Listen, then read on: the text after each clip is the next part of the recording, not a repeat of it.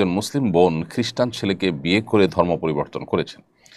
এখন তিনি 5 মাসের অন্তঃসত্ত্বা। তিনি ভুল বুঝতে পেরে ইসলামে ফিরতে চান, কিন্তু ভাবেন এতে স্বামীর সাথে প্রতারণা হবে, আর আল্লাহ শিরক মাফ করেন, প্রতারণা নয়। তার বিশ্বাস মন ভাঙা মানে মসজিদ ভাঙা সমান। তিনি কি করবেন? তার ফিরে আসা এবং ভবিষ্যৎ সম্পর্কে পরামর্শ দিন। ভাই ইমরান মোল্লা, প্রথম কথা হলো যে এটি সঠিক কোনো কথা নয় যে আল্লাহ তাআলা প্রতারণা গুনাহ মাফ করবেন না। আল্লাহ তাআলা সকল গুনাহই মাফ করবেন। মৃত্যুর আগে মানুষ যে কোনো গুনাহ থেকে তওবা করবে, আল্লাহ তাআলা তার সবগুলোকেই ক্ষমা করবেন। আল্লাহ তাআলা বলেছেন, ওয়াতুবু আইয়ুহাল মুমিনুন ওয়াতুবু ইলাল্লাহি জামিআন আইয়ুহাল মুমিনুন, হে ঈমানদাররা তোমরা সবাই আল্লাহর কাছে তওবা করো, আল্লাহর দিকে ফিরে আসো।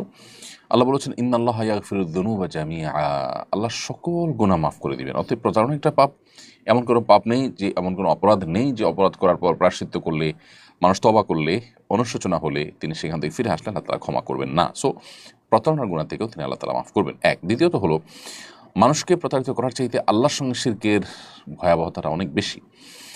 আর তৃতীয়ত কথা হলো যে অমুসলিম যে ছেলের সাথে তার বিয়ে হয়েছে, সে বিয়েটা আসলে সংগঠিত হয়নি, অর্থাৎ শরিয়া দৃষ্টিকোণ থেকে সেটা কোনো বিয়েই হয়নি।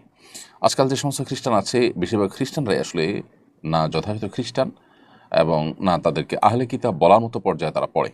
সো এরকম মানুষদের সাথে বিয়ে হলে সে বিয়েটাই বিশুদ্ধ হয় না। অতএব যে ব্যক্তি আপনার স্বামী নন, যার সঙ্গে বিয়েটা আপনার বিশুদ্ধ হয়নি, সেখানে আপনার প্রতারণার প্রশ্নটাও আসে না। অতএব তার সঙ্গে বরং আপনার এখন যে সম্পর্ক আছে সেটা অবৈধ সম্পর্ক, সেটা থেকে সরে আসার আপনার জন্য আবশ্যক। আমাদের অনেকে দিন সম্পর্কে, ইসলাম সম্পর্কে বেশি ধারণা না থাকার কারণে নানা ধরনের ধোঁয়াশাপূর্ণ বিষয় আমাদের মাথায় আসে এবং বিভ্রান্তিতে আমরা পড়ে যাই। অতএব আমরা আশা করব যে আল্লাহ তাআলা তাকে হেদায়েতের পথে ফিরে আসার তৌফিক দিবেন এবং তাকে আমরা আহ্বান করবো ইসলামের পথে ফিরে আসার জন্য, না হলে অনন্তকালের জাহান্নামের যাত্রা নিশ্চিত হয়ে যেতে পারে। আল্লাহ আমাদেরকে সবাইকে হেফাজত করুন।